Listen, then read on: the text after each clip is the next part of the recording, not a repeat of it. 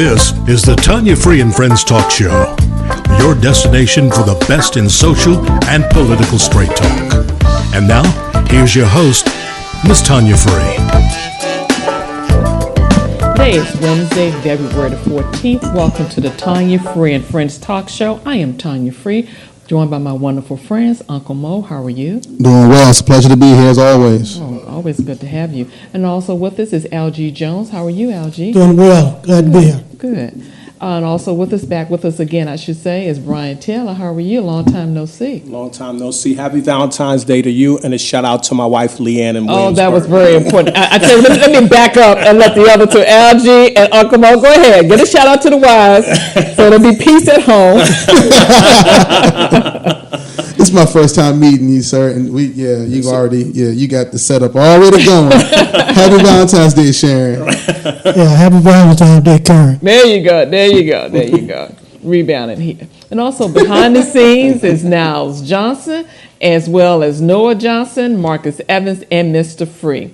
We want to thank you all for being here today, and also to all our listening friends from coast to coast. I want you to join the conversation.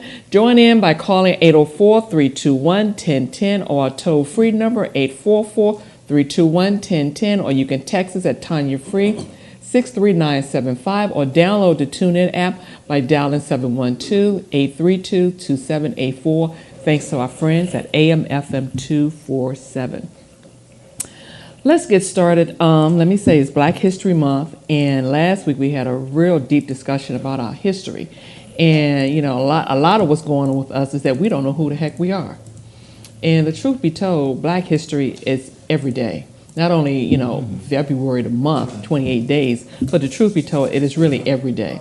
Would you all agree with that? Yes. Yes, I would. Yes. Yeah. Uncle Mo, you didn't say anything. We've shaped this country since the country was since before the country officially existed. I mean, the only people who are assisting in we're doing a great job of erasing our own history. We forget our history probably once every about 20 years or so. We do good for about 10 years, and then we slack off, and then something sparks it, and before you know it, the conversation comes back up, and we slip and slide every now and then. This country is not going to tell our history. Right. Tell our story. You're right. They're not it's not even the point. They're not even telling our story well, or they're telling our story bad. They're not even telling our story at all. Right. This is true. We're the only ones blowing this trumpet, and we're forgetting to do it. This is very true. This is very true. We need to talk about it every day. The fact of the matter, we live it every day. And I was going to say to this young man right here, we need more young men like him with guts enough to get up and stand up and do it, because that's the only way we're going to get to where we need to get, because a lot of people are being bought, they're being used, by some kind of way of manipulation, they're getting us to erase our history or forget about it or sit on the sidelines quietly. So props to this young man over here. We just need some strong leaders out here. Well, let me do this. I want to go back to the comments that we received last week with regards to whether or not our history is relevant. Niles, you want to read those comments? Yes. See, Jesse said, by making history by mentoring our youth. Lauren said, by expanding our knowledge of self. Madison says, by stopping this Black history and celebrate American history. We fought for inclusion, yet you people continue to separate yourselves. Okay, well, stop right there. Go back to that one. By erasing what now? What was that? Madison? Yeah, the one about erasing Black history and telling, what was it? American history. Go back to that one? I think it was, yeah. Erasing the idea of Black history and just telling American history. Well, hold on. By stopping this Black History Month and celebrate American history. Okay. You fought for inclusion, yet you people continue to separate yourselves. Okay. Everything is not about race. Well, we know what that's about. Okay, go ahead. Yeah, we know what they're saying. I'll address her in a minute. Yeah, I'm behind you on that addressing her. You can get out front if you like. It's all right. There's room. Well, let me just say, if they're talking about inclusion, there's no inclusion. I've been around on this earth 55 years, and I don't see inclusion even to this day. People in office, there's no inclusion. So we've been fighting, and we're still fighting for a place. at the table, and all we're looking for is equality or to be treated fairly, and we can't even get that in America. So we're not asking them to give us something or put us up on a pedestal above somebody. We just want equal standing at the table, and we don't get it. Yeah, the playing field has never been level. I have no problem with the beginning, what you're talking about, get rid of this Black History Month, even though I'm not in favor of that. I'm more so in favor of telling American history. But American history is not popular. You don't want the truth to really be told, because if you tell the truth about what's going on or what has happened in this country since its inception, it is not going to be pretty, and you're going to put a lot of people in bad positions that you don't want. People who do not look like me do not want people who look like me to tell you what you do. You are not in favor of that at all. So I'm going to blow the trumpet for Black History Month all day long, but I'm also going to tell the truth about who you are. Because I know good and well with my counterparts, the rest of the pink toe crowd, when my counterparts hear the truth about what's going on, before you, the whole idea is this whole, now the phrase is to switch the narrative. Let's switch the narrative. You need to change the optics on this situation to make sure that not only I don't look good, but you don't look bad. And that's the history you want to tell. I'm not in favor of that. Yeah. Okay, I think you all addressed that. Go ahead now. Okay. Curious said, why do you focus on the past and not the future? Anthony says, by organizing to get Trump out of the White House. Chris says, I don't think it is needed. It only divides us. Leonard says, by showcasing today's Black leaders in our community. Longtime listener said, we cannot know where we are headed if we don't know where we came from. Mm-hmm. That's true. Jerome Jackson said, by making a difference in someone's life. Longtime listener says, educate with new media. Harold says, by include the African Latino community into the discussion. That's a good idea. Jerome Legion says, Black History Month has to be more about celebrating our achievements. Currently, we just post them randomly on random sites. We have so much chatter about the celebration will cause us to pause and take notice. This is the perfect time to do voters registration drives, got out to vote campaigns, take kids out to Black History museums, and award scholarships to college and high school students. Tara Elias says, I celebrate every month by becoming a positive role model and helping young mothers achieve their goals. And Romo, I think so, says, teach our children our story before we were enslaved. How else will they know unless we teach them? I teach mines for sure. What will happen? I don't know, but I'm trying. Okay. Any comments? I'd like to comment on the statement about the past. Past history. Without the past history, we couldn't get to the future. Kids, this day and time, I was listening to somebody this morning stating that now you have all kinds of means of getting Black history. The youngster can go on the computer now. Mm-hmm. You know, Right. that's a viable means of learning some of the past history and can bring you up to date. But we really need to focus, to me, we really need to go back, and the parents need to focus on trying to learn the youngsters or their kids or the households Right. about Black history. Yeah. As opposed to all this hoopla that we're listening to on TV, this rhetoric, Right. reality TV type hoopla is what I'm talking about. How many shows do we actually see on TV, like what you're saying, to actually focus on our history, or we as a people, the positive aspect of us? Put us in a positive light. Right, in a positive light. Those. Me and my wife, we were talking about it the other day. My youngest son, who was 11, y'all know Mo. Mo's he's an old soul, I guess you call him. He is infatuated now with watching the Cosby Show, the old Really? Cosby Show. Oh yeah, it doesn't get much better than that for him. And me and the wife, we were talking about, you know what, this is. You can say what you want about Bill Cosby.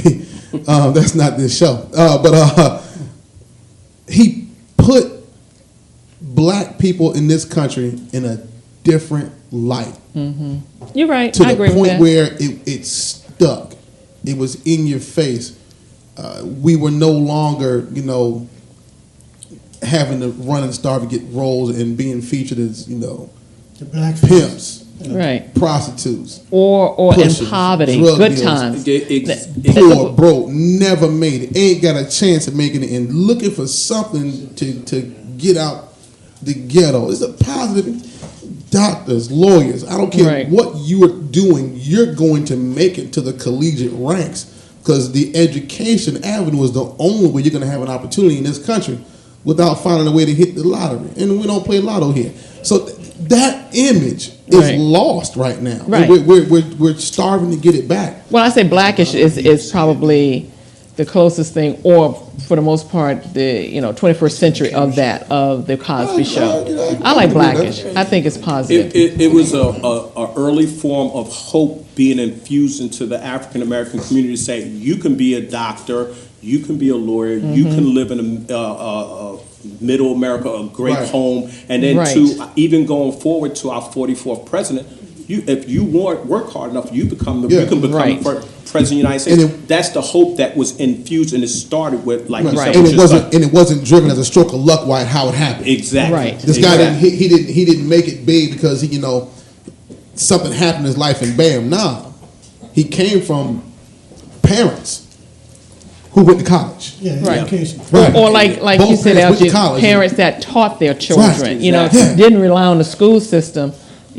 for their education, for everything. They instill some values, some integrity in their children, in the home, in the household.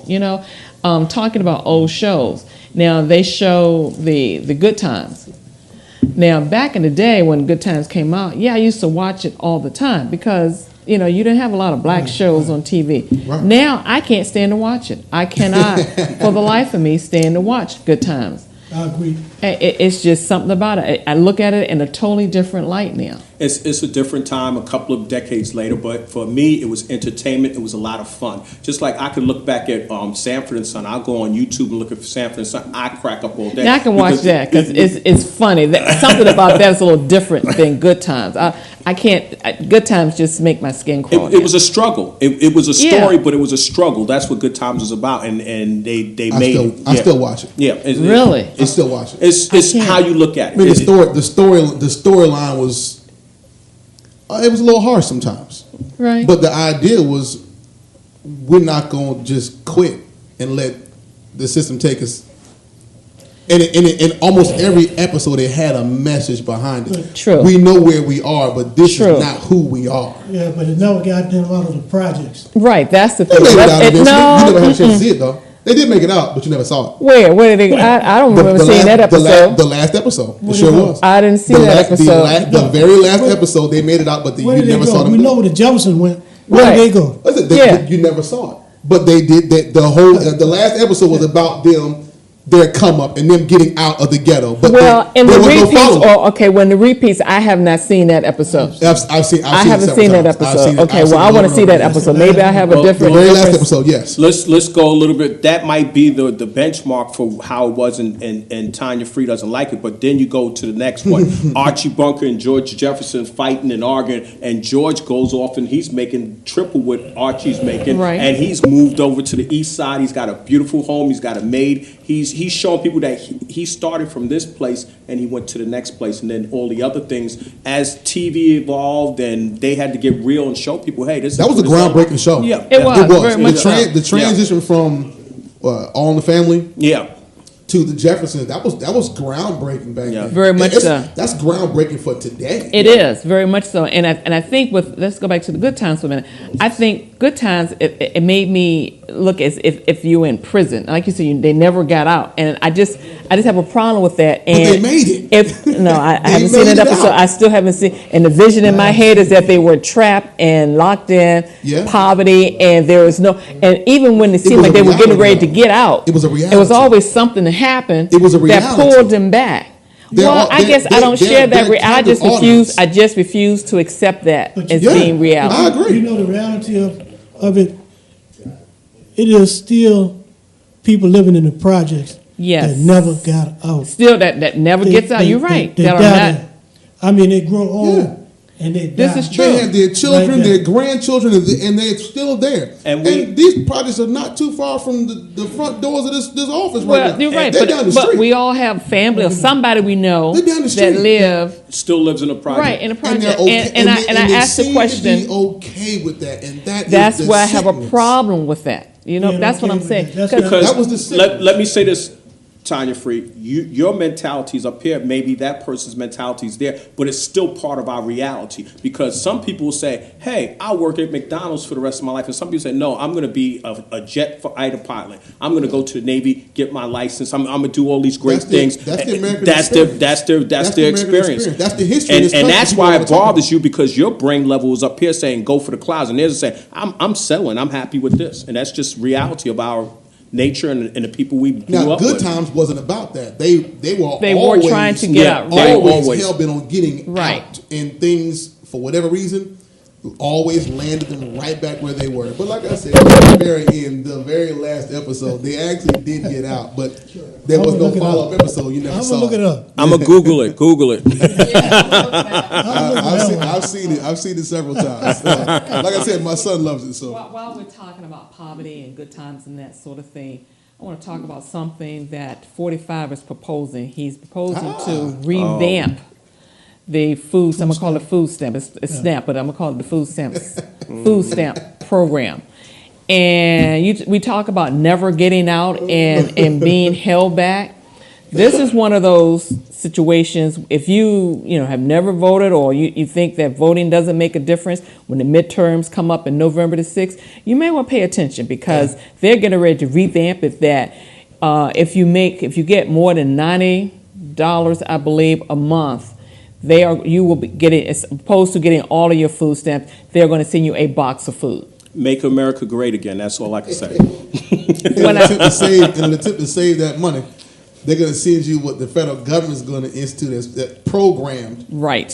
healthier or healthy foods. And, Well, it's not going to be healthy, because I didn't say that's what they said they're going to say. it's going to save money. It's going to save them billions of dollars, 200 some billions of dollars over a span of time. But look at it this way: that's money that they're taking to help fund this new tax bill. Right, exactly. So they got to pull it from somewhere. And what's in the food they give? I'm telling you, if I were on food, hearing this, I would be hell bent to get out of that right now. Absolutely. Well, Your that's safety's on the line with that's this, why man. I'm talking But then about your life's on voting the and line. making a difference. And that's where the mentality. That's where when Senator Obama was coming into his own, people were out there pushing the issue. They were signing people up to vote. Once he got in office, a lot of people got lazy and complacent, and then these things. Now look where we're at. After 8 years of hard work, we're basically in same place again. We're backsliding. Yep, backslide is an excellent word. Well, we're going to talk about it a little bit more. We got to take a break. Today's praise break is "Can't Nobody Do Me Like Jesus" by Chuck Brown. And Howard University Choir, sponsored by The Choice 105.3 FM in Richmond.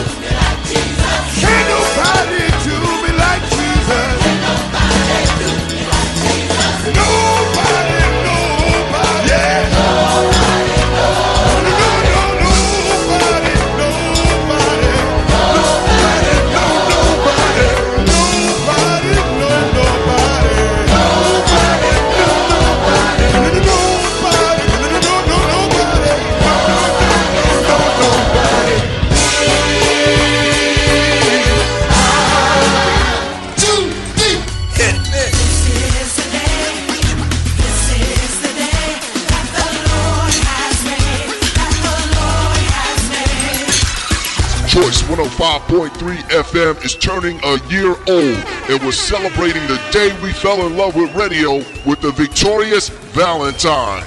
Help us celebrate this special occasion of music, praise dance, poetry, prizes, and much more on Saturday, February 17th at 7 p.m.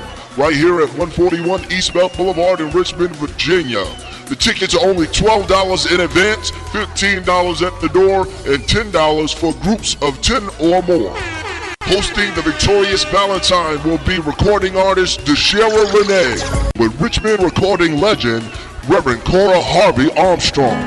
From Moments of Power radio show, Minister Cheryl Coleman, recording artist Evangelist Del Fire, and back from her nationwide tour of Evolution of a Black Girl and She Got Issues, Morgan McCoy. And from the Rhythm and Gospel Music charts, recording artist M. Renee.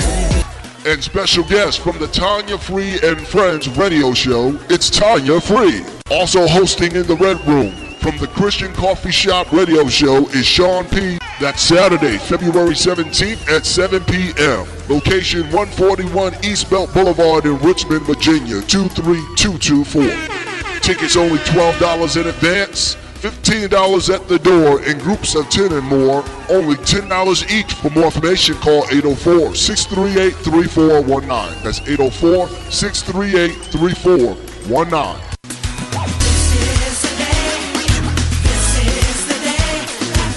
Celebrate Black History 365 days a year. Live life with a purpose with Tanya Free and Friends. Free and Friends Talk Show is sponsored in part by Metropolitan Day School where eagles soar.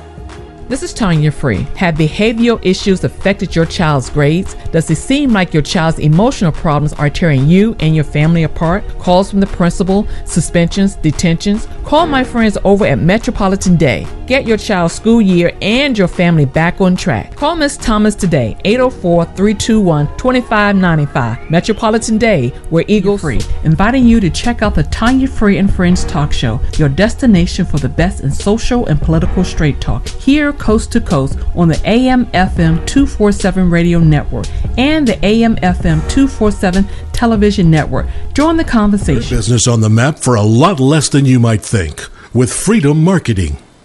Text the word advertise to 63975 or give them a call at 844-321-1010.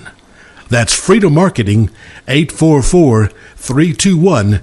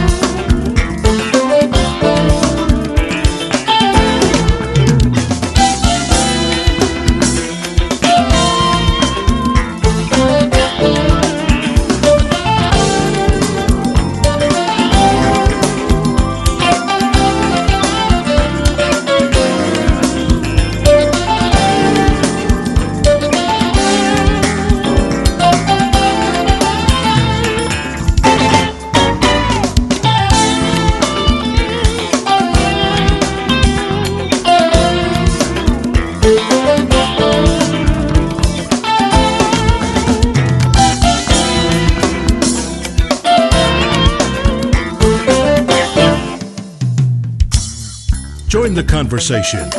Phone lines are open right now at area code 804-321-1010 in Central Virginia and 844-321-1010 coast to coast. Why do we still need Black History Month in 2018? Because people keep asking me if they can say the N-word in songs. No, you can't. Because people still don't have their together. Because people are still trying to touch my hair.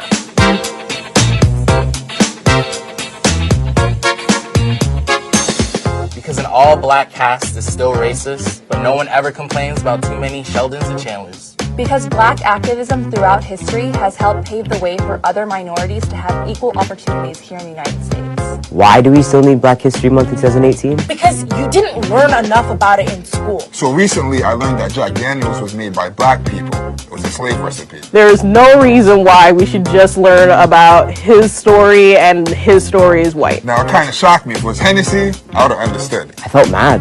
I felt lied to. But the point is, it shows that black history and black accomplishments are always being minimalized or erased for one reason or another. Why do we still need Black History Month in 2018? Because things might be bad now, but we've been through worse before. Because black girls have always been magic. Because cops are still shooting us and getting away with it. Because we're still here and our lives still matter. Because we still have monuments to white supremacists all across the country. Because it didn't start with Rosa and end with Martin. Because there are still textbooks that refer to slaves as immigrants and workers. Editorial errors. Why do we still need Black History Month in 2018? Because people love to wear black culture without understanding anything about it. Because black women are paid 63 cents for every dollar white men make. Because some people think Frederick Douglass is alive 200 years after his birth. Because to get where we want to go, we have to know where we came from. Because we're not going back to Africa anytime soon. Low-key, my mom's probably gonna go back, probably head with her. Why do we still need Black History Month in 2018? Because Afro Latinx people are black too. Because black queer folks are too easily forgotten. Because there's so many different cultures within the black community. Because the culture didn't start with Nikos. Because this isn't the first time we've had a president who refuses to shut down white supremacists. Because history shouldn't be the tool of the oppressor.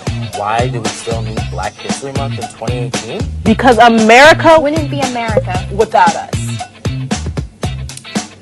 So true. America would not be America without us. Well said. Well said.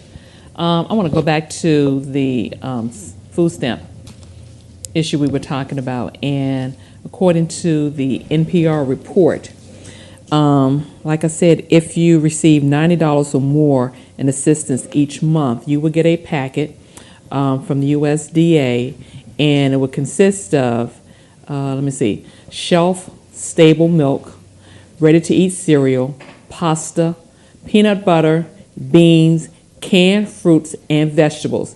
There will be no fresh fruits or vegetables included. Are they cutting the money off and giving you the box?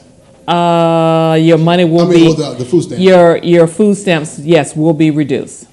And what they're going to do, and opposed to giving you won't get the money. They're going to send you this box. Okay. And they're claiming that they will save money for the mere fact that they're giving you food, that you're not buying stuff. They would be saving money. Yeah, they'll be saving billions of dollars. Absolutely. And I mean, this helps them to help with that $1 trillion deficit that we've inherited with regards to the new tax bill.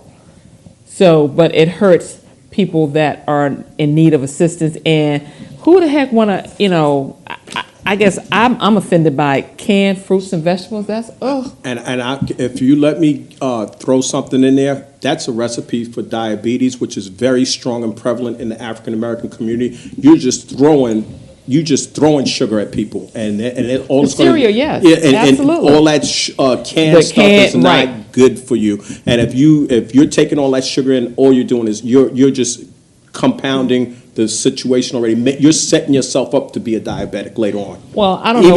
Even if you're young. We were talking during the break back in the day when you did have to get, a box of food, a block of cheese, or canned stuff, and what have you. The peanut butter with the oils. Government cheese. Yeah, government cheese. Thank you. There you go. Government cheese. The huge can of peanut butter. Yeah, and it didn't even taste like cheese. If you think about it now, it didn't even taste like cheese. But back then, you thought, okay, that's all you had. That's all you knew. Right. And so I can only imagine. I know that much. The grilled cheese sandwiches were good out of that. Yeah, government cheese. That's all we had. It did work. Yeah, but I can imagine now we're going to go back to that. Again, like I said earlier, make America great again. You take it the way you want to take it. Why have we not? I look back at that, and it wasn't the best of times. So why are we trying to go backwards?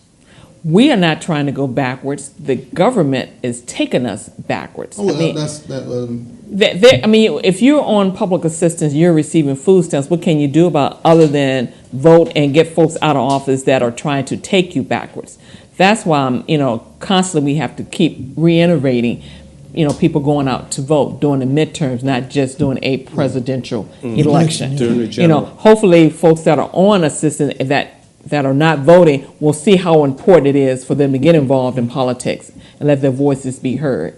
And also too with this health care, a whole lot of things are going to be slashed. And in order to find the money to fund this new tax bill, you got to take it from somewhere, right? And I mean, folks that don't vote and not get involved, they won't realize it until it actually hits them. Well, devil's advocate, is the incentive behind that to find a way to get off of the federal government assistance to provide for yourself? Jobs. Yeah, jobs, right. Jobs. So what assistance are you going to provide for those persons that are in this situation in order for them to get jobs? I mean, you're going to have to give them training, education, job training, a whole lot of it. Where the jobs? Where the jobs?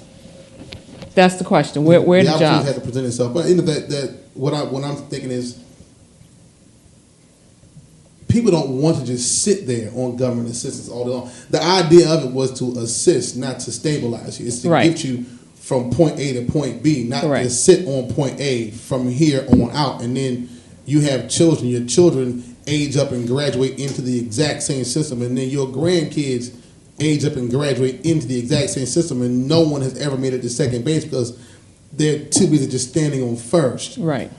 The idea has got to be at some point, get off this mess and achieve on your own. Now we have a bigger discussion. How are you going to do that? But it doesn't make sense to me. I can see where they're coming from, but there's a lot of holes in the bucket with that. Oh yeah, I have no problem with with the program, the SNAP program being revamped, but don't just throw people out there with no, assistance to help them to get out of the situation that they're in. There's no supplements, and even going back and trying to address the whole thing between jobs and the other things that we need in the community. The young kids were talking about why we need Black History Month, because we pledge allegiance to a flag, and then at the end of that pledge of allegiance, we say for liberty and justice for all. There is no liberty and justice for all. So that's why we're fighting. That's what we're fighting for, and we're not on the same playing field. That's why these people, they're going to do whatever they want to do, and that's going to keep us in a place where we cannot rise up, and that's where we're at today. Well, it's going to be interesting because as I was doing some research, I saw a report where it says there are like 40-some million people on food stamps or SNAP, and 43% were white, and 33%, somewhere like 40-some percent were white, and 30-some percent were Black. So we were talking about his base. How would his base react to this? Let's take a look. People lie, numbers don't. Mm-hmm. Let's look at these demographics. Who is going to be affected by this? Of course, it's going to affect a lot of people across the board. But when you start looking at these color lines, and let's just go ahead and be honest, it has always broken down the color lines in this country. Right. Stop lying to yourself. I ain't lying to myself. I know exactly where I live. The base that does not have an appropriate amount of melanin in their skin, that number is significantly higher. You're talking about 10% high. That's a big number. You're talking about billions of dollars. That's a lot of money. Well, but the thing is that's a lot of people being affected. But the thing is this. We were just talking how things are just done with this administration. No rules, no regulations, and that sort of thing. Even though the SNAP program is made up of majority white, it doesn't mean that they will be affected in that manner.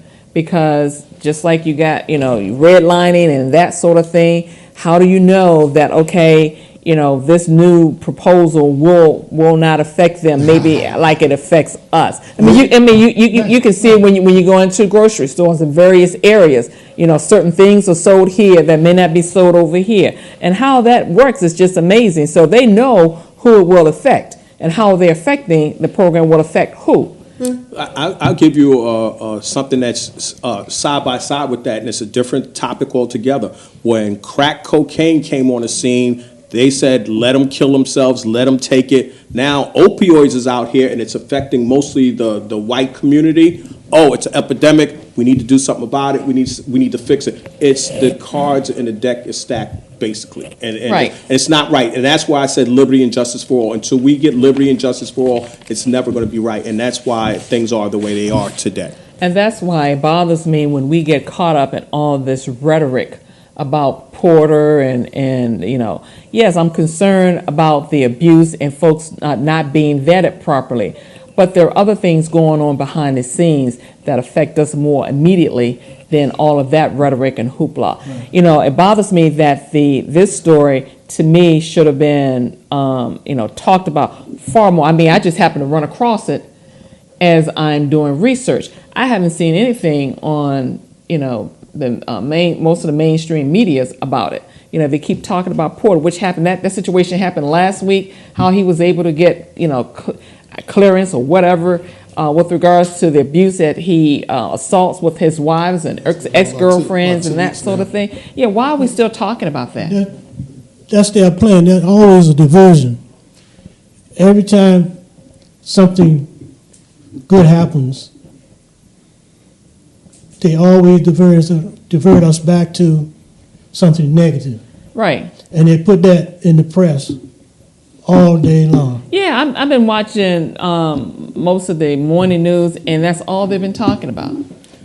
I personally think it's a red herring. If you got 1,000 red herrings and that one thing that they don't want you to find out, they'll throw that one thing in there. But you got all these other things that to look at. You can't even find what they really don't want you to look at and expose them. And that's what it's all about. Exactly. And this will be, a done deal before those for people that are affected by it realize that this is even an issue, until they receive a box. That's the sad part about it. November. Go vote. Hallelujah. Go vote. We have to keep talking about it. I'm buying so much popcorn. I'm just going to stockpile it for the week of the election. Oh my God, it's going to be a show to watch. This election season is going to be one of the nastiest we have ever seen. And I really think that a lot of this stuff about this Russian scandal and all these cards are going to hit the table late October. You think so? You think it's Why going to take not? that long? Why not? I would. I'd do it. I hope you're wrong about that. No, they're going to throw all this stuff out here mid to late summer going into probably October, and that's going to have a huge swing on how this election is going to turn. My question is this: where are the Democrats? I was going to say where are the Democrats?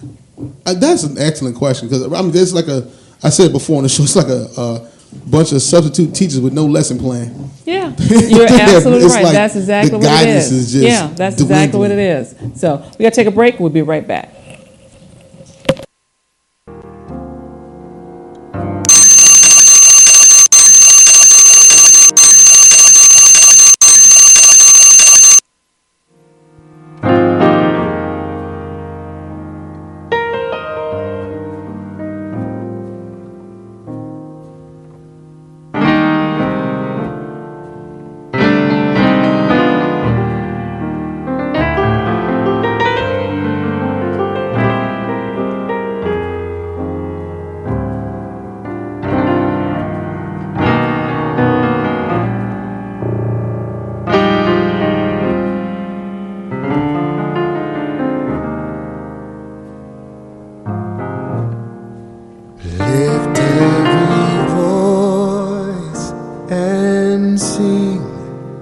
till earth and heaven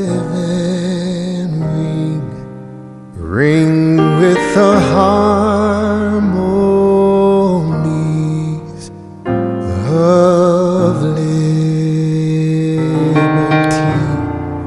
Let our rejoicing rise high as the listening skies. Let it resound loud as the rolling sea.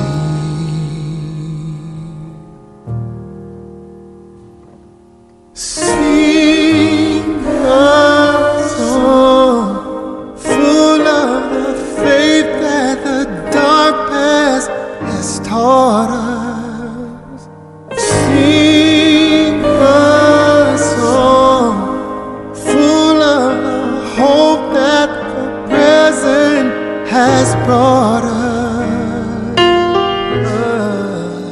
facing the rising sun of our new day begun. Let us march on till victory is won.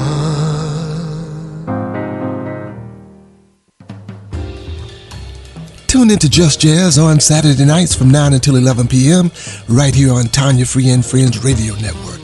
Join me, Ty Bailey, as I showcase the best in jazz, current releases, reissues, and selections from past great recordings. It's all right here on Tanya Free and Friends Radio Network at TanyaFree.com. Just Jazz is also streamed 24 hours a day at TyBailey.com. Sponsorship and advertising for the Tanya Free and Friends Talk Show and the Tanya Free and Friends Radio Network is provided by Freedom Marketing Incorporated, 844-321-1010, or email us at info@tanyafree.com for more information. This is Tanya Free. TanyaFree.com is your destination for the best in social and political straight talk, breaking news, commentary, podcasts, music, and more. Stay in the know. Visit TanyaFree.com today. The New Orleans Talk Network, now on your mobile device, on your computer, in your ear, and interactive. It's new, it's innovative, and it's on your mobile device. Android, iPhone, iPad, and on your computer. Take us wherever you go. Because we're interactive. 504-341-TALK. That's 504-341-8255.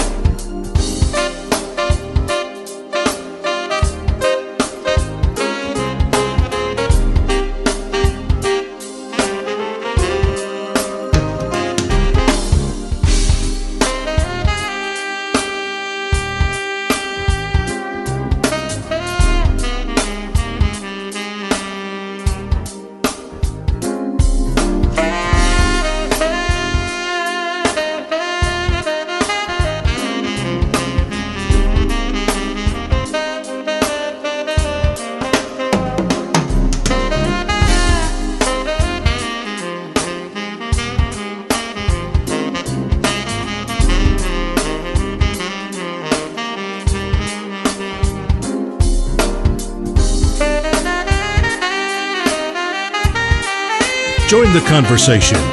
Phone lines are open right now at area code 804-321-1010 in Central Virginia and 844-321-1010 coast to coast.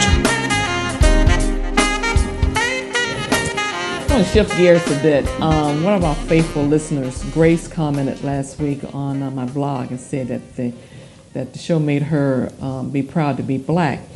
And I want to thank Grace for her support and for listening. And with that comment, we posed this question as to what ethnicity and whatever your ethnicity is, what is it that you're proud about? When you think about that. And let me take it a step further. And if you could change your race for a day, would you? Y'all think about that for a minute. I ain't even got to think. I'm ready to go. Okay, go ahead, O'Brien. Look, I am proud of who I am. I didn't get to choose whether to be a black man. God didn't go to my mother's womb and say, Brian, you get to pick. You could be white, black, Spanish. No, I am who I am. I'm glad for the struggles that I've gone through in life. It's made me stronger. And my relationship with my Lord and Savior says it all, that I am who I am, and I should be proud of who I am. And I am no better than my Spanish friend, my white friend, my Mexican friend.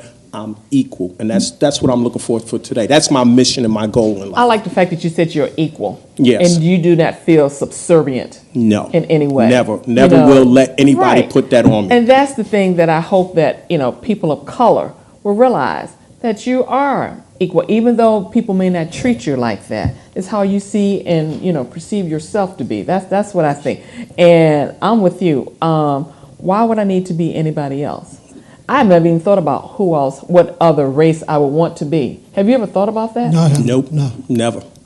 You know? They don't want to be me. Oh my goodness. They don't want to be me. I guarantee that. Oh yeah, probably not. There's not a rich white man in America would trade places with me. I wish they could, though.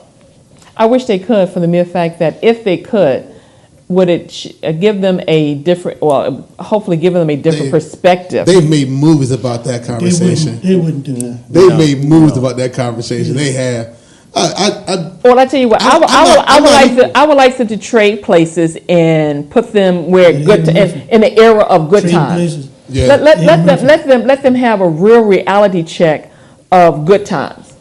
Well, that's why we have the issues that we have now, and I spoke about having liberty and justice for all, is because that's why from gerrymandering with the voting and all, they got the cards stacked against different ethnicities and people because they don't want to change. They don't want you to do better. They don't. We're just saying we just want to be equal. That's why the NFL players are out here doing what they're doing. They're saying we want us equal. And that's the and here's the deal. point. There's no such thing as equality. Let's go ahead and get that out the way. I know I'm not equal to them. I'm better than every last one of them. I know this for a fact because I've done everything I've had with everything you've put against us in our way, and we're still here. No, they already know good and well that we're far superior to them. If we had the same opportunity they had, it's a wrap. It is a wrap. And I really do believe that at the core, those who are in power, they understand that. That's the reason why you have one of the most qualified individuals to run for president since I've been alive to get it, was chopped down and discredited every single opportunity he opened his mouth. You don't want this person with that kind of pulpit to say the right thing, although it may be unpopular to the wrong people. That's just the facts. No, the black man in this country is likely the most dominant thing this country has ever seen. Black people in this country, period. To go through what we've been through and still be on our feet. Right. We're strong people. Forget excelling. Just to survive it. They know who we are. Yeah. But that's where it scares them. And that's where the conditioning comes in. People don't want to be conditioned. Since you were a little boy, you probably had to fight, struggle, and that's made you the man who you are today. Some of these guys or people that have money, they've been pampered, people wiping their butt since they was a little kid, and now they're grown men, and if calamity comes on them, they'll do what they did in 1930s. They'll put a gun in their mouth. They jump out of windows. They'll put a gun in their mouth. Truly level the playing field in this country for 10 years, and the playing field will tip hard the other direction. It won't be level for me. I know that for sure.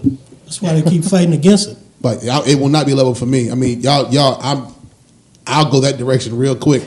I'll be the first one on a goddamn horse with a corncob pipe in my mouth. I swear I'll own white slave. You can't tell me nothing about it. Okay. I'm gonna give you back what you gave me. I'm gonna give you back what you gave me. And in a certain kind of twisted way, don't you earn it?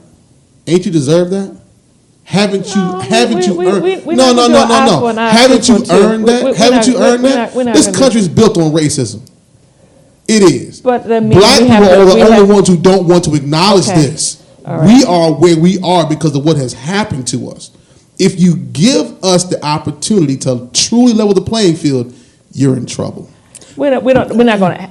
My thing is this: I'm not going to ask anybody to give me anything because I don't have to. Oh, I might ask you to give it to me. I don't want to oppress the oppressors. They're going to get what they get because of my faith and who I believe in. Right. He's going to take care of that for me. Right. But I'm cool with it. While I'm here, I'm cool with it. I'm good with being equal, and that's all I want. And I want my sons to be equal. That's what I want. Well, and my grandkids. I look at it like Michelle said, when they go low, you go high. And President Obama, how he kept pushing forward and didn't allow them to keep him down. So when you go low, you cut his leg off. Being who you are and having confidence in who you are. End of story. Let me go to the comments right quick before we go to the break. Niles, ready?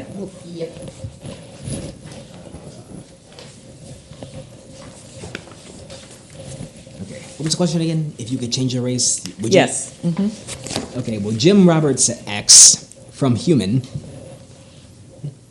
J. Crossflem says there is only one race, the human race. Wild Walter Smith says, I go cross the finish line. David Lati says, human. Just read the first thing, that's it. Okay. Human is a species. There are races and genetically. All human DNA is 99% similar. Jay says, no, there are not races. Jay also says, race is defined as a category or group of people having hereditary traits that set them apart. Which race revolves around the idea of biological traits. Ethnicity is based on a shared culture heritage.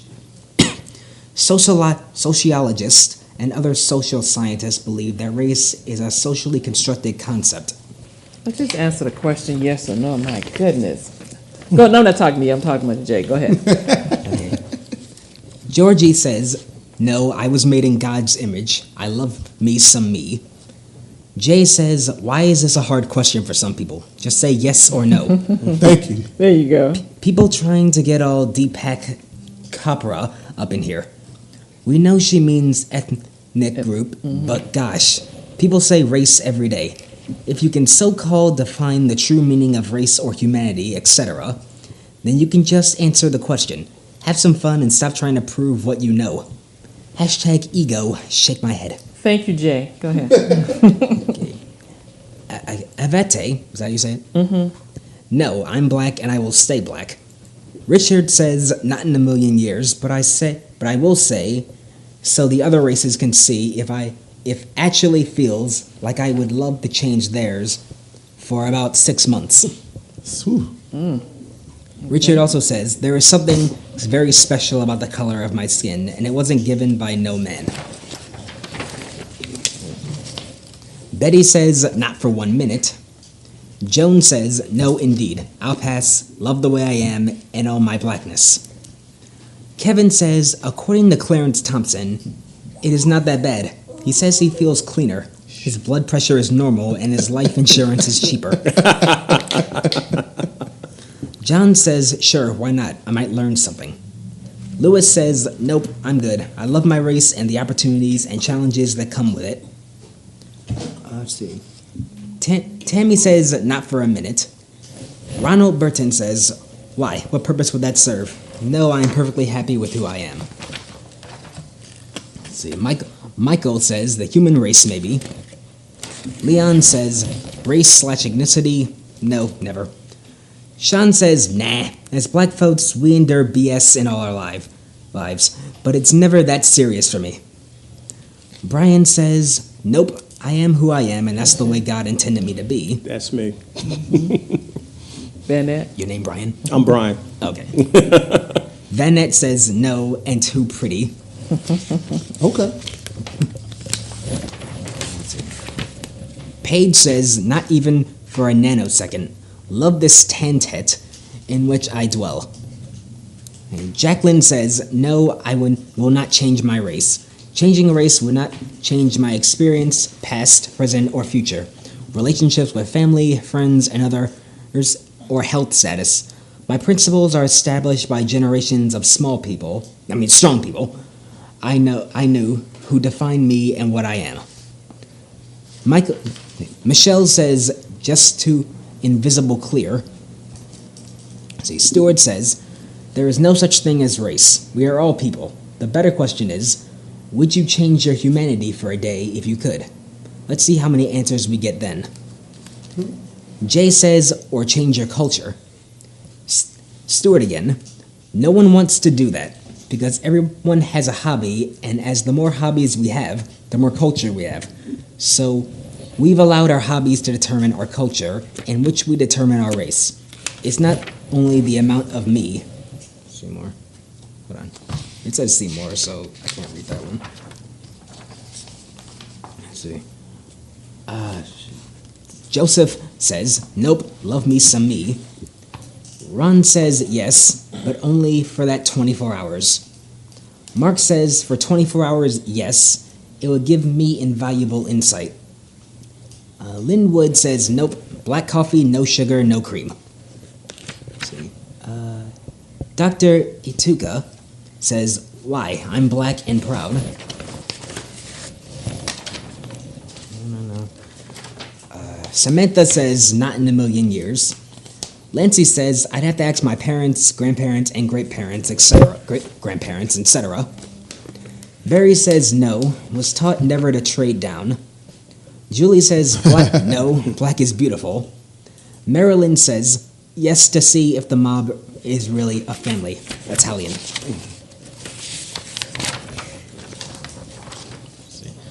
Wendy says, yes, I would. Curious to see if I would be treated differently and in regard. But I'd wait until after Black History Month. Wow. Let's see. Isaron says, social construct. Akin says, nope, Nat Turner might show up.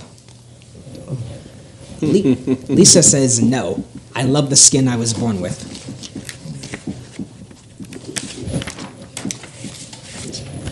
Michael says, being human, no.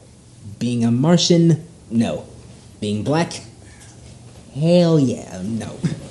I think that's how you say it. Dante says, yeah, to wreak havoc, Vic. Georgia says, no, I'm fine the way I am. Yolanda says, not even for a second. Charlene says, no, I'm comfortable with my race, and whoever don't like it, oh well.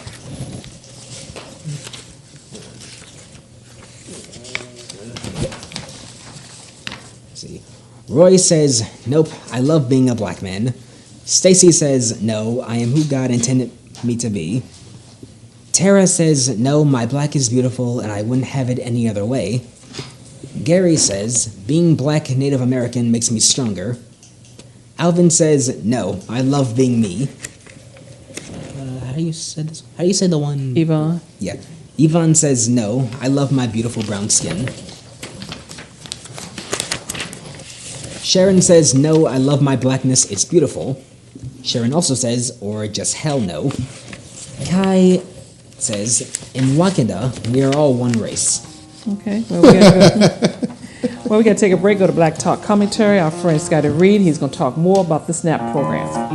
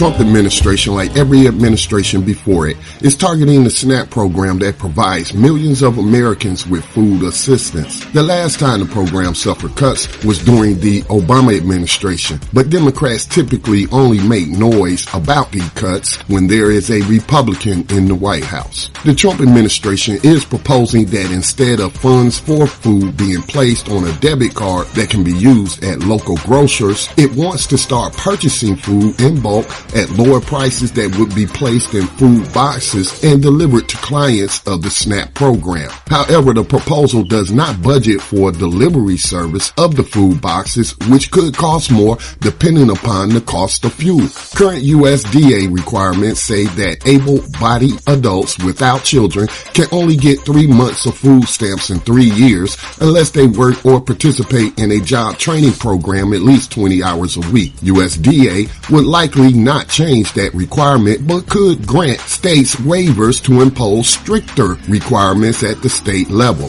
The USDA's budget proposal says the agency plans for 1.4 million fewer people to receive benefits in 2019. Under the guise of being helpful, the Harvest Food Box is a sham that takes away healthy food, replacing it with fewer choices, says Monica Mills, Executive Director of Food Policy Action. In addition, we must also fight against the other proposed eligibility and benefit cuts to SNAP that are just as radical and likely to gain traction in Congress. These budget proposals for SNAP are the wrong way to go to provide healthy, safe, affordable food for all. Now, also said that the program is designed to help vulnerable populations like veterans returning from combat or seasonal workers who would lose benefits if they aren't working for several months. When considering that a UN task force recently declared that parts of the United States are facing what it called third world poverty conditions and food insecurity, the right thing to do would be to expand the SNAP program, not come up with creative ways to prevent more people from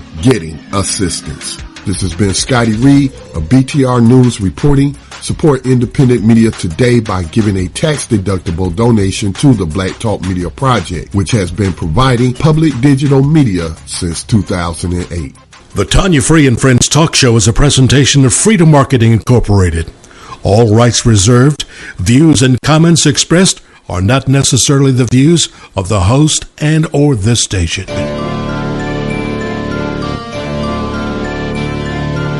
Are you searching for the best in online black radio?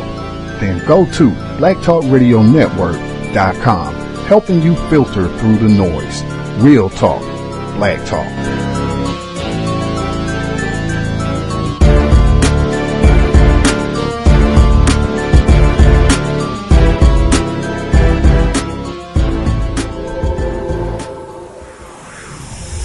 This is the Tanya Free and Friends Radio Network. Coast to coast, on air, online, and on point. Have you checked out Tanya Free TV on Ustream? Watch our radio broadcast live and catch up on past video podcasts. Download the app or go to ustream.tv to follow Tanya Free and Friends. Stay in touch with us on Facebook, Twitter, and Instagram, or text the word Tanya to 63975. Join the conversation. Tanya Free and Friends. On air, online, on point.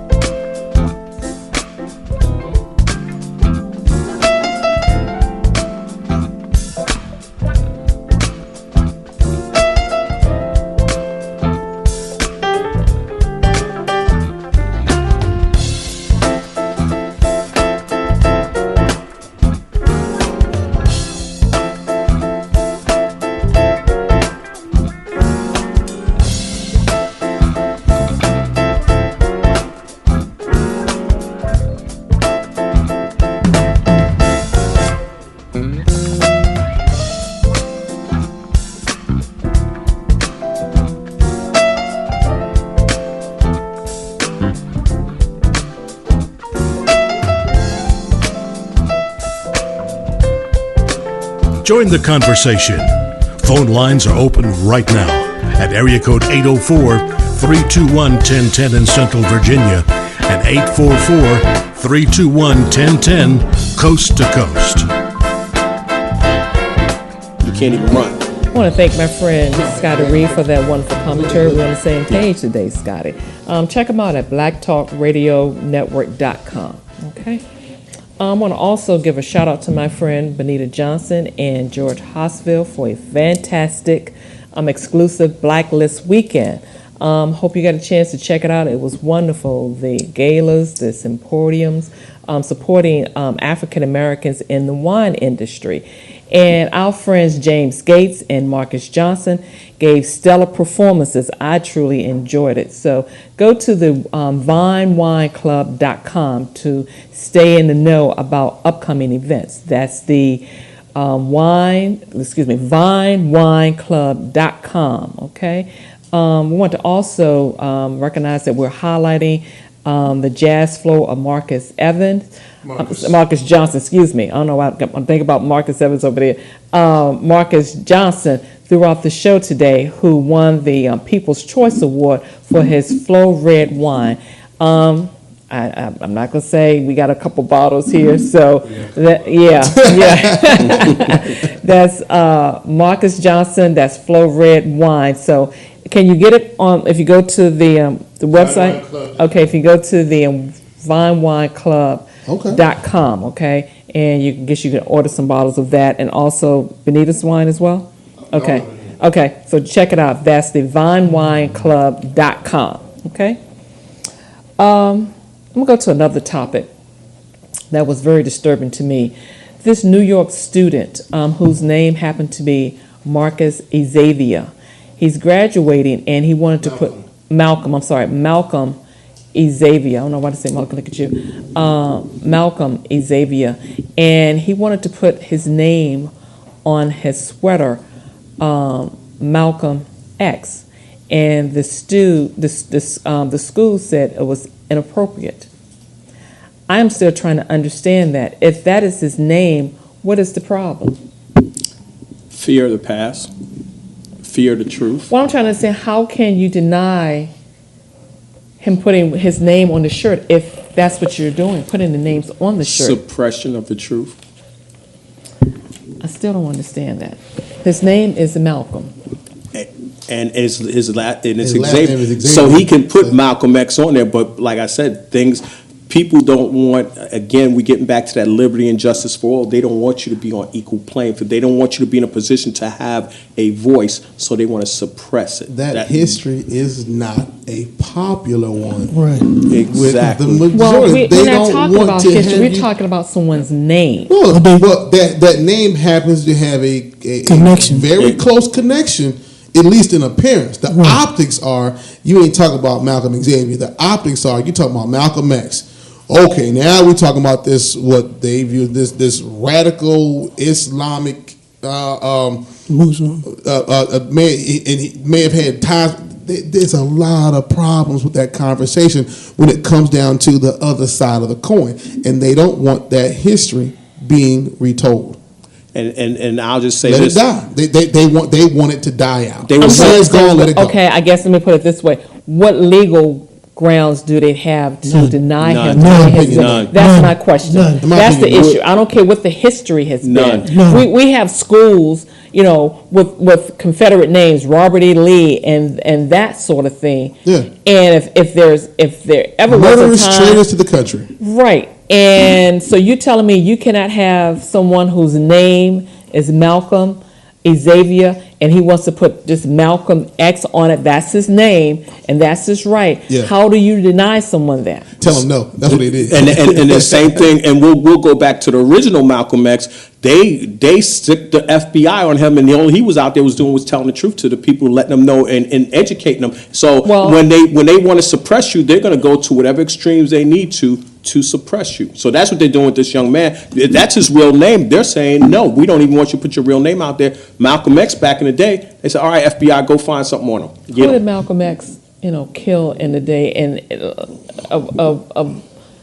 that you they are will feel telling an unpopular truth on this country's Shame on you. Well, I guess I have the issue How that dare you call me out for who I am? Well, wait a minute. This is what we're talking about when they want to call Black Lives Matter a terrorist group. Right. And how we allow them to shut us down. How we allow them to shut us down. That's what gets me.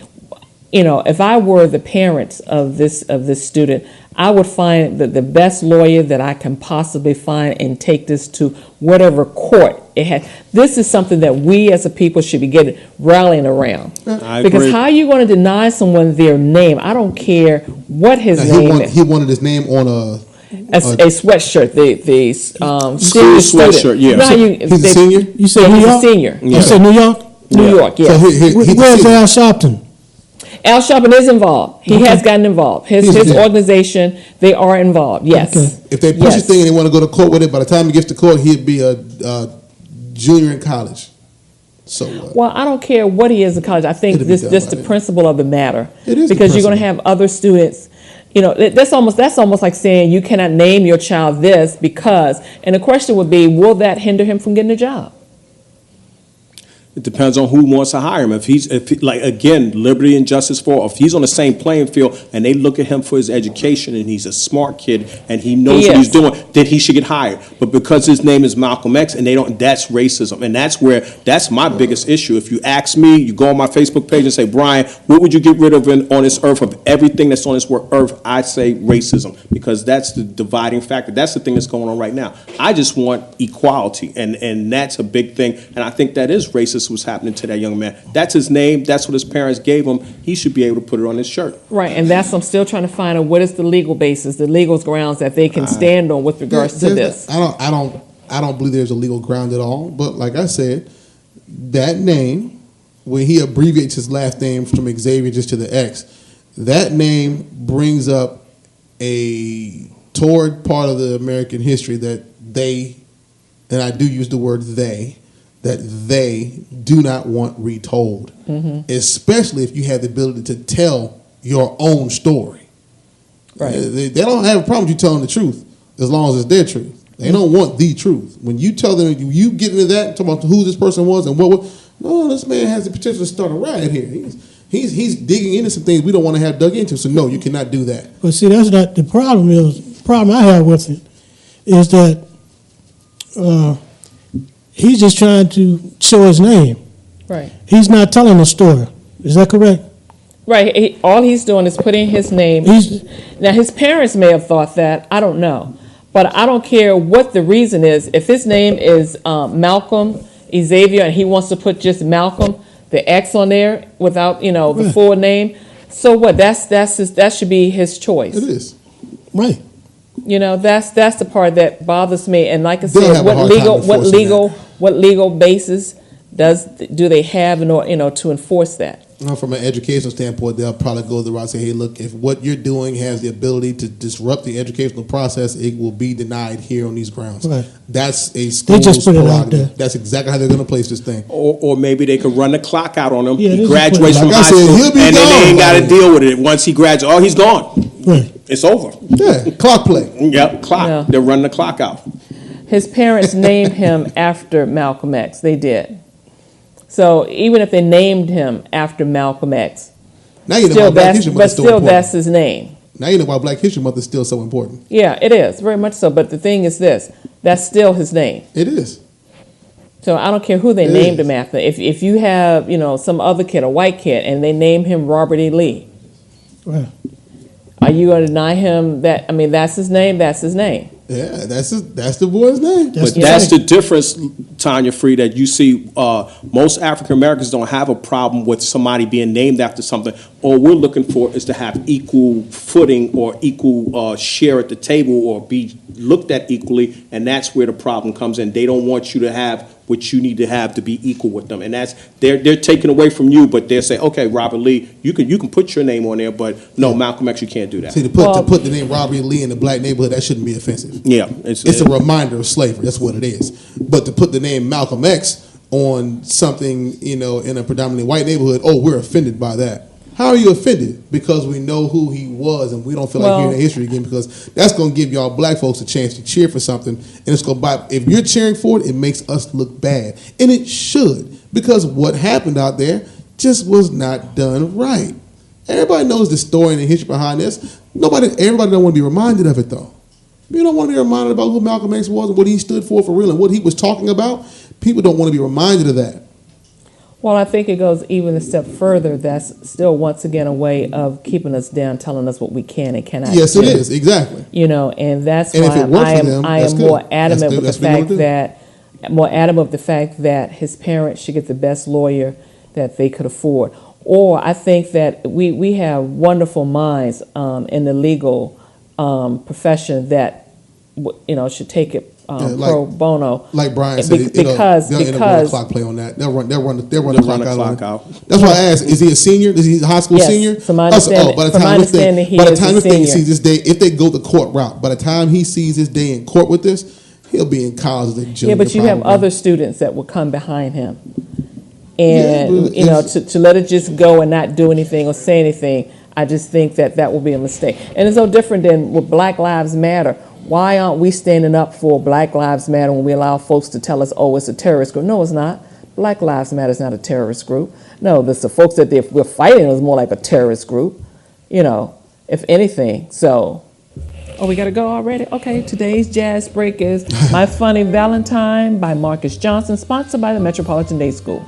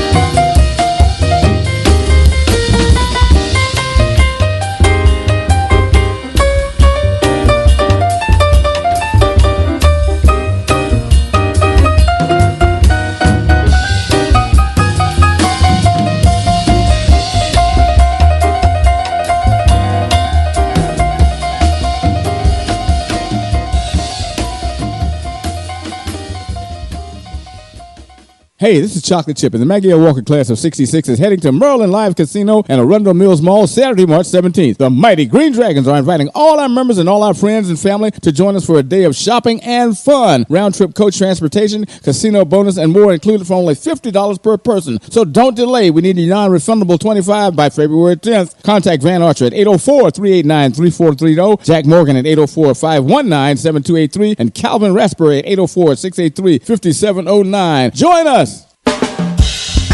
There's so many ways to listen to Peachtree Radio FM. Go to rsgame.org, download the RS Game web client while playing your game, press Control-B and arrow down to Peachtree Radio FM. Also, dial the telephone number 641-552-5194. Download the Peachtree Radio FM app from the App Store and Google Play Store. Listen at Peachtree Radio FM on TuneIn Radio, iBlink Radio, and the new website, PeachtreeRadioFM.net. There's so many ways to listen to Peachtree Radio FM. Well, some listen to remember and some listen to forget.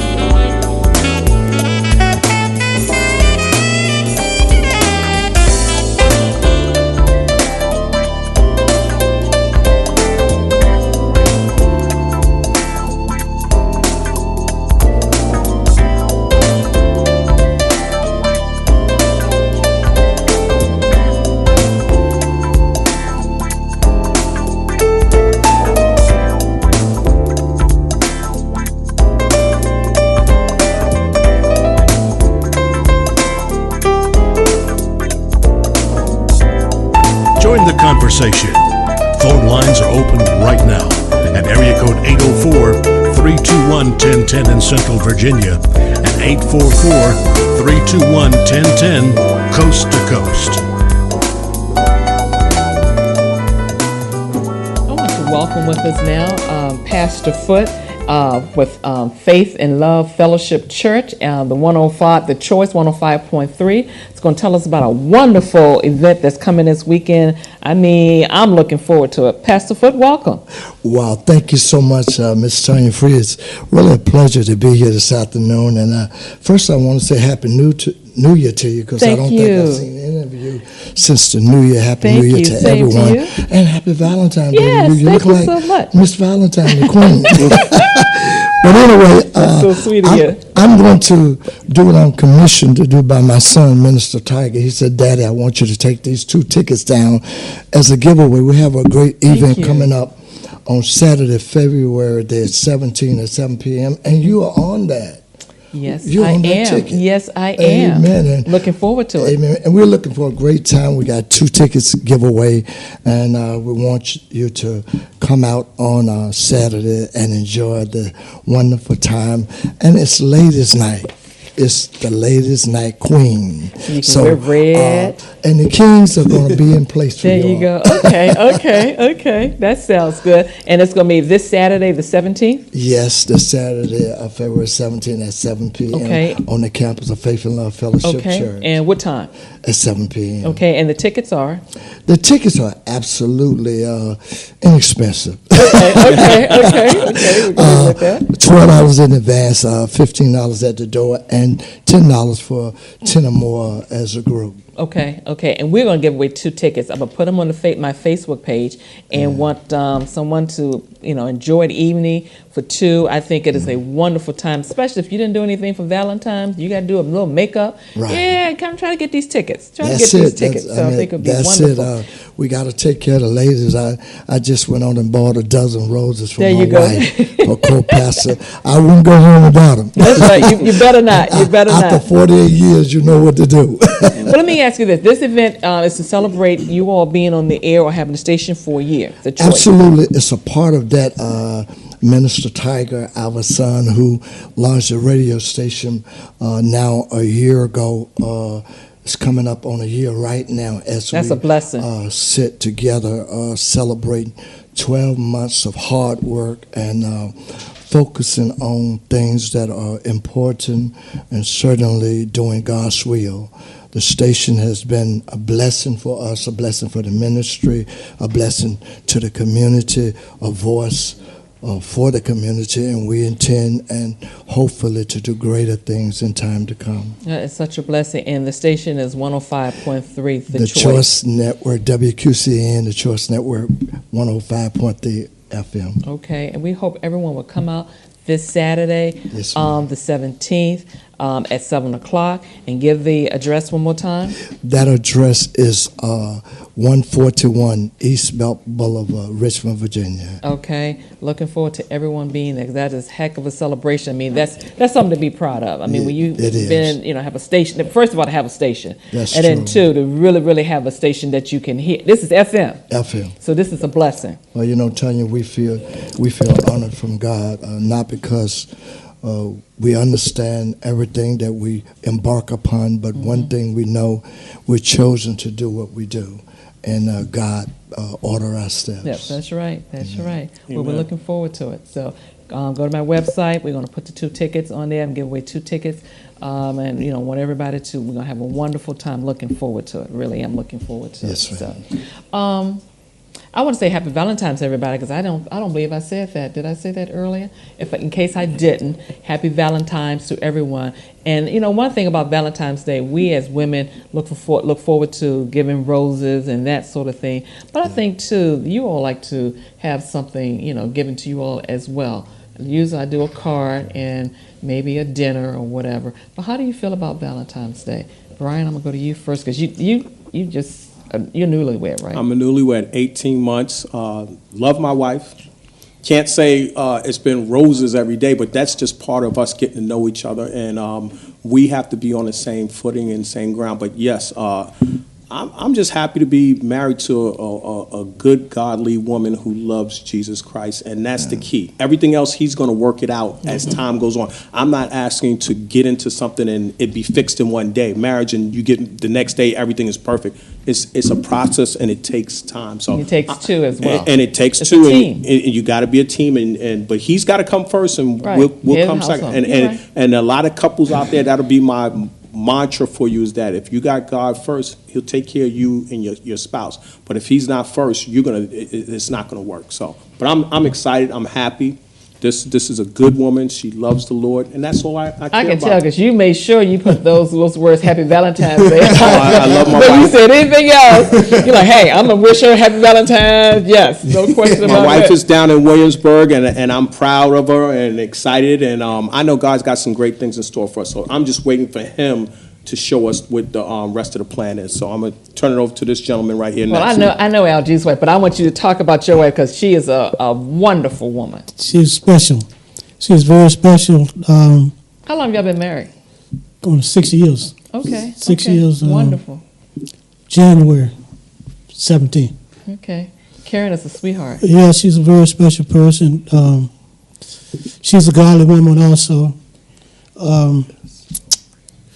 Yeah, she just put on a wonderful play. Yeah, she did. During Christmas. It was excellent.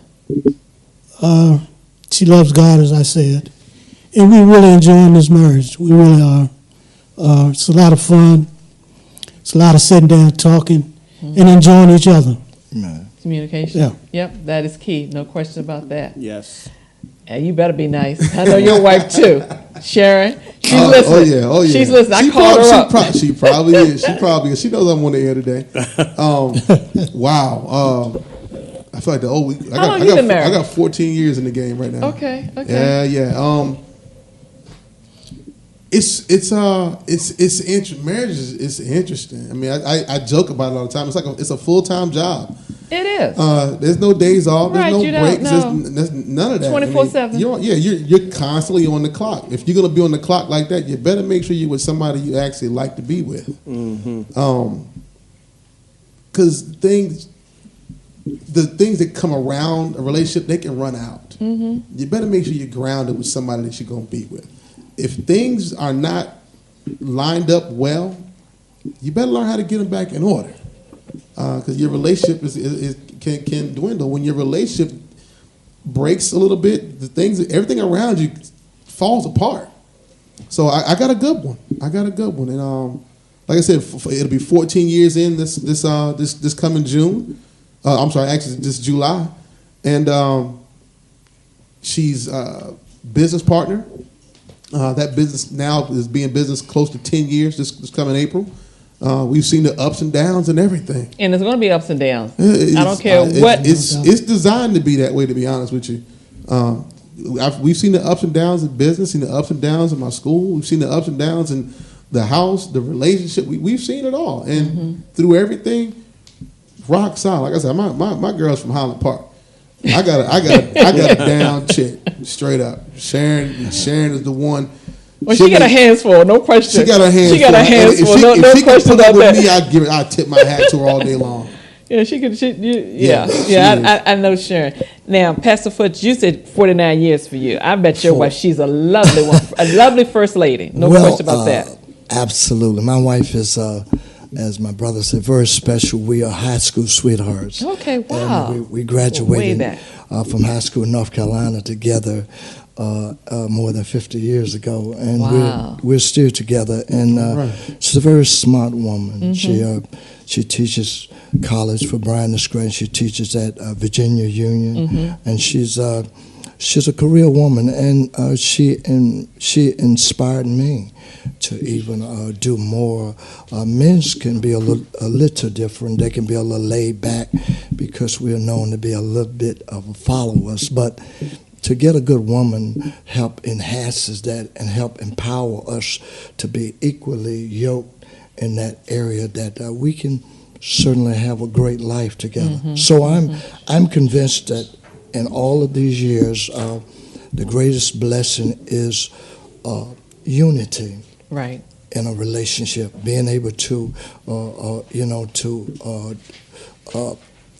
to come to a common understanding and to stand on a common ground. I often explain marriage to counseling to people in relationship. I say there's 3 towels, 12-inch towels. I say, and when you get married, you're standing on one 12-inch towel, and he's standing on another. There's an empty one in the center. So we learn how to put our foot on that empty towel, each one of us, and unify our minds, hearts, soul, so we can build our lives based on each other, carnality, spiritually, and well-being. So I never stop growing. I think you're right. I think we all continue to grow. Never stop. In marriage, you continue. It's a growing process constantly, no matter how old you get. Yeah. I think that's one of the things. It's a growing process. So, well, let me say something else. Today is also Ash Wednesday, which is far more important than anything else we can celebrate or talk about. And I was trying to think as to what it was, the praying and constantly praying, but what was I going to fast, because I don't eat a whole lot of anything. I don't eat meat or anything other than a little bit of seafood, a little bit of chicken, but couldn't figure out what it was, and it came to me as to what it is I was going to give up and sacrifice. So do you all practice Ash Wednesday around the table? No. Okay. Yes. Okay. I have in the past. I haven't determined if I'm going to do it this year or not. I may. But it would be. It's going to have to be some serious thought about what to. Your sacrifice. To cut, yeah. Right. You got to put some real energy into trying to figure out what it is you're going to make the cut and the sacrifice with. Okay. Pastor, is that Something you? I'll pass on that. Okay. We got to take a break and we'll be right back.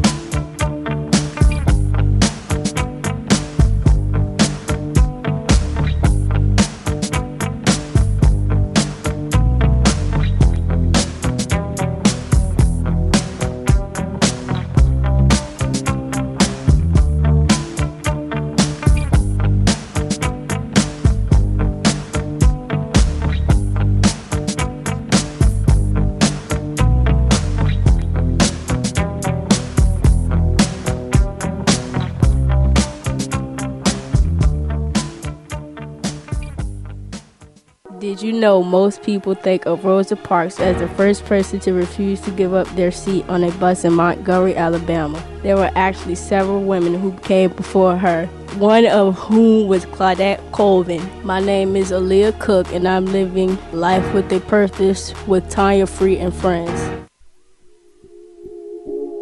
Tanya Free and Friends celebrate Black History 365 days a year. Live life with a purpose with Tanya Free and Friends. The Tanya Free and Friends Talk Show is sponsored in part by Marion Marketing Global. You know those guys over at Marion Marketing Global? They can do everything from billboards to bus signs. Marion Marketing Global, changing the world and expanding your brand every day, each day. Marion Marketing Global, 804-938-5218. Check us out on the web at marionmarketingglobal.com. Are you ready for a sinfully sensual Valentine's Day weekend affair? Then you're ready for Kim. So how did you find your way back in my life? Eric Benet. Demetria McKinney. I ain't no sub chick. I ain't picky. I just want what's best for me. And Gerald Albright.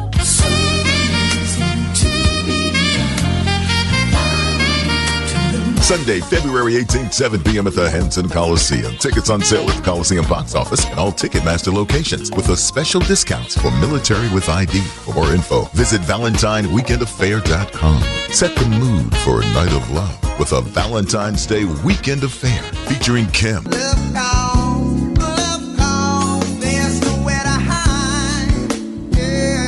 Eric Benet, Gerald Albright, and Demetria McKinney. Presented by C&T Productions. Don't wait. Get your tickets now. The Tanya Free and Friends Talk Show is sponsored in part by Furniture at the Venus. Hi, I'm Chocolate Chip, and your home is the place that says the most about who you are. Furniture at the Venus has a huge selection of styles that make a statement. Visit our showroom at 1420 Hull Street, Suite A, and check out our full line of dining room sets, living rooms, and bedroom sets, and more. Be sure to ask about our weekly Tanya Free and Friends specials on everything in the store, including king and queen mattresses, sets to fit any budget. With new arrivals daily, let Charles and Nancy Shaw show you their complete line of home furnishings and accessories. Give them a call at 804-232-3500. That's 804-232-3500. That's Furniture at the Venus, 1420 Hull Street, in the heart of Southside Richmond.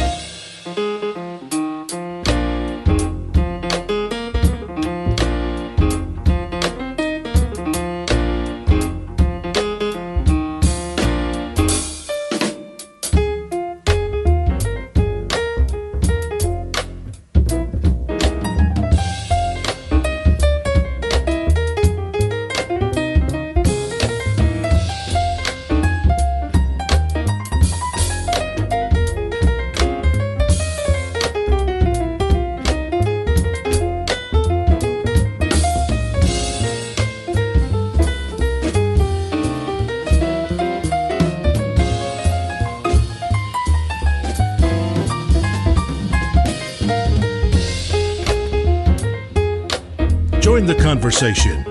Phone lines are open right now at area code 804-321-1010 in Central Virginia and 844-321-1010 coast to coast. Pastor Foote, you wanted to weigh in on the story we were talking about with regards to the young man whose name was Malcolm Xavier and wanted to put Malcolm X on his shirt. He basically, my understanding, he's abbreviating his middle name. And if that is his name, that's on his birth certificate. I'm still struggling with how you can deny somebody their name. Well, Tanya, quickly, I just want to say this quickly. I want to give a shout out back to Minister Tiger back at the station WQC and the Choice Network. Amen. Celebrating 1 year. But I want to say this in relevant. We here in America are still struggling with change, even though we've come so far. And when we mention the name of these people who have been so instrumental in moving America, we still don't want to hear that. We don't want to hear about Malcolm X. We really don't want to hear about Dr. King. We don't want to hear about Medgar Evans. We don't want to hear about anybody who has imposed change in America. No different than the Pharisees and the scribes, amen, wanted to hear about Jesus when John and Peter and them was healing. They said, well, how are you healing? Through the name of Jesus. Well, these young people today, some of them are still recognizing that people, mentors such as Malcolm X, made a difference in America. So I feel like that it's just a slap in the face still when these young folks are rising up, taking the audacity and the privilege to speak out, no different than young folks are rising up to speak about ministry. They want to lock them up. I see it all over the country. When they rise up in radical, they're ready to lock them up. For what? You talk about Jesus, you believe in Jesus, you ready to lock us up for that? You talk about Malcolm X, you're ready to lock us up because we want to put a shirt on? Black Lives Matter. Absolutely, but we're still in America struggling against what should have been done away with. Right, and at what point are we going to, I just feel that we still, at this point, we're too quiet. Because I mentioned, Rosa Parks, when she wouldn't give up her seat, and she was adamant about making change. Dr. King, adamant about making change. Where are we now being adamant about making change? The pastor said a great thing just now about who are we going to speak up? Are we going to do the right thing? I think the playing field still is not equal. Of course it's not. And that's why I keep going back. I've said it at least 4 times in your show today. Liberty and justice for all, we don't have it. We got young kids coming up now. We need to tell these young kids, don't sit there and be silent. Speak up for your rights, but know what you're talking about. Don't just speak up and you're ignorant to the fact. Know your facts, speak up, and stand up for your rights, and then we'll have some young, strong where are leaders. we? Where are we giving them that support? As parents, all I could do is speak for my household. That's the way I do. I teach my sons to speak up, but have your facts. Go in there with your facts so nobody can say you're wrong or make you look bad or make you look like a fool. You want to go in there and be significant, have something to say. And that's my point I'll say this to youth of America. Stand up, speak up for what's right. Don't sit back there and let injustice happen and you're quiet and silent. No, speak up if it's wrong, but have your facts together and you can make change. There's a whole bunch of Malcolms and Martins out there. They're in high school right now. They're in college right now. They just need to know that. Or Baracks. And yes, my question is, we were talking about this during the break, Moses. It had this young man's name been Barack, Oscar or something. He wanted to put Barack O on there. Would they prohibit him from putting that on his shirt? I don't know. That's kind of hard to say one way or the other. Well, even if they did, still, his legal name, whatever it is on his certificate, that is his name. It is. What's on his shirt or sweater, whatever the case is, it's not inflammatory, it's not derogatory, it's not accusatory, it's not overtly offensive. It is his legalized name. Right. And it's not like you're putting a name out there that's just, over the top, like, I can't believe your mother named you that. No. His name is Malcolm Xavier. Right. There's no reason to try to block this other than having the opportunity to tell a very unpopular truth about this country that your counterparts are in no way, shape, or form interested in you continuing to tell it. Well, other than Al Sharpton and his organization, where are the other black organizations? NAACP. I have not seen. I have not read. Al Sharpton is the only one. His organization is the only one that I read that was actually getting behind this story. When did this happen? Why can't it just be? I read it Monday. So I don't know when it happened. I read it on Monday. Why can't it be a strong black man and just stand up and speak his mind and say this is not right? It doesn't have to be an organization in my mind. If you stand up for what's right, you stand up for what's right. That's happening now, but there's no voice behind that. Yeah. And I've said on this show many times, the majority of your trying to find that black leader to stand out front and get out there. You know what? When you see enough of your black leaders get gunned down in the street, cold blood with the cameras on them almost, guess what? That is enough to get the rest of y'all. You don't have to get in line, but you will shut up. Do you feel like being the next one with your head peeled off? If not, you can grumble all you want to in your corner, but if you come out here, we have case after case of what can happen to you, and that is enough to keep people silent. But you know something, I just like to chime in on that. That's because we're living in a different generation. Back during the 60s era, where all of the great people, a lot of them rose up, they were fearless. They cared the Ralph H. Brand, the Angela Davis. They didn't care about life. They were ready to die for what they believed. Today, I agree with you. I agree with you, Pastor. But here's where the line gets drawn in the sand. They were fearless until they started seeing them get knocked down. And then when that happened, and then you go after the US organization, then you go after the Black Panthers, and you wipe them out. There's no one who says, you know what, I'm fearless, but I don't remember what happened. No, you remember what happened. You saw it yourself. You're still fearless, but you're going to keep your mouth shut. You'll rally in the shadows. You'll keep it a little quiet. You'll allow it to fester overnight. But this getting out on Front Street and beating the bushes and pointing the finger and really pulling the wool back and telling the truth on people, that has become very unpopular because it can end in death many times. There's other ways. Yeah. There are other ways. And I don't like that. I don't like that fear mongering. But they come out in need-be times. You do have groups that come out. Right. Yeah, and then they are immediately discredited, like the Black Lives Matter movement. They're immediately discredited. See, if I discredit you, I don't have to shoot you.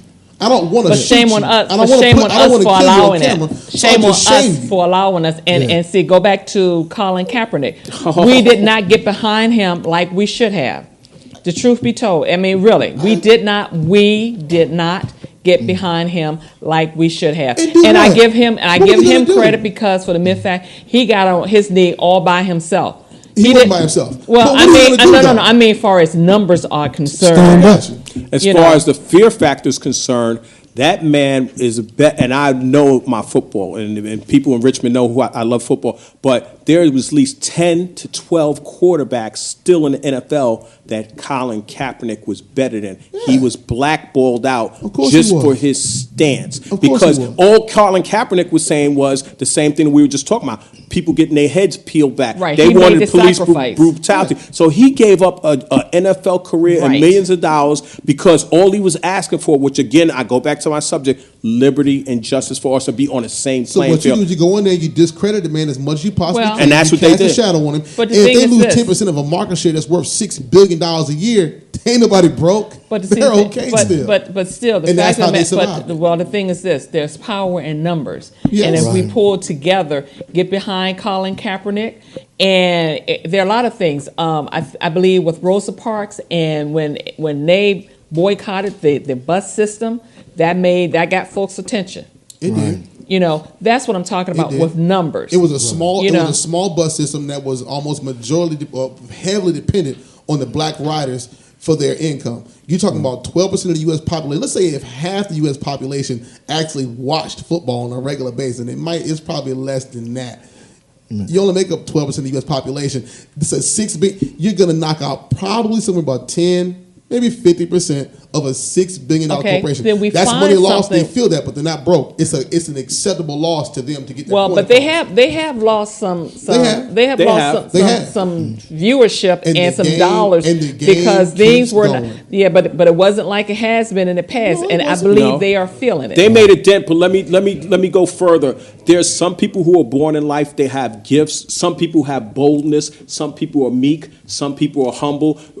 There are people who stood up and say, "Hey, I'm not going to watch any NFL games." I'm one of them. I didn't do it, and I love my football, but I said no, because I'm standing up for something that I think is right. But there's some people who say, no matter what, they're going to still watch football. They're still going to root for their team, and that's just the way they are. Yeah. There's leaders, there's born leaders, and there's people that will stand up for what's right, and there's some people that will just go along with the game plan and be a part of it. I think it did make a dent, but you put a dent in the side of a tank. It's going to take more than somebody throwing rocks at this thing. You're going to have to really get out there and prove some stuff. Is it possible to do it? I completely think that it is. It is. Can I say this? Think that it is, but it's going to take more than what was proposed last. It'll take more than one season. person, two people, It's going to take three more than people. one people. It's going to take some big dollar people, and it's going to take some truths coming out to really shame and discredit. See, when you have that kind of money, it's easy to discredit someone who doesn't have that kind of money. Exactly. When I have the kind of money you have, if I have something there, if I want to discredit you, it's going to be hard for you to fight me, but I maybe can you get can't sacrifice on that level, but maybe you can sacrifice on another level. Far as maybe giving up something, like we've had some of the businesses, the pizza restaurants and different things. The majority of the NFL is all black players. Pull out and start your own league. Can I say something? I wish I could. Quick, if you don't mind. When I talk about fear, I mean, we probably see fear in so many different ways, but when I talk about fear, back, in the beginning of the civil rights movement, people were closer to God. They operated in a godly, intent to achieve things. Today, because we've alienated ourselves so far, even from the church, from the biblical teaching, until we have lost the real direction to band together. See, that's as Tanya say, when you unify things, right, people come together. See, and that's the way they work. Like in community years ago, everybody had everybody back. Today, you live in community, nobody knows who back is who. Right, that is true. We so far apart. That was part of the plan, though. Right, the same way with church.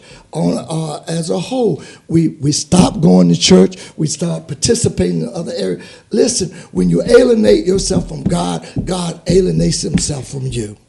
You got to gravitate back. That makes a difference. You know what I'm saying? Back to that point where God can be the head of our life, and he'll open that door, and we won't be fearful when we have a job to achieve. That's and I'll say something real quick about church. I love the Lord Jesus Christ, and I'm proud to say I'm a believer. Been since I was 28 years old. The church has seen so much devastation from people in high positions. My thing is to the young people out there who see all this and say, "Oh, the church is corrupt. This pastor's done this. He's had a relationship with these women. They're doing drugs or whatever they're doing." Find another church. Yes. Go somewhere where the word is being preached properly, and then we could band together, because there are some churches out there that the leadership is not doing the right thing. And that's where the youth of America needs to know that there is churches out there that has great leadership, and that will band us together. We're going to leave it right there. As always, I thank God and my Lord and Savior Jesus Christ for allowing us the opportunity to speak and hopefully heard. Thanks to our listening friends. Blessings to each and every one of you. Of course, thanks to Pastor Foote, Moses, Algie, Brian, Miles, Noah, Marcus, Mr. Free. I'm Tanya Free. Until next time, be free. And remember to live life with a purpose.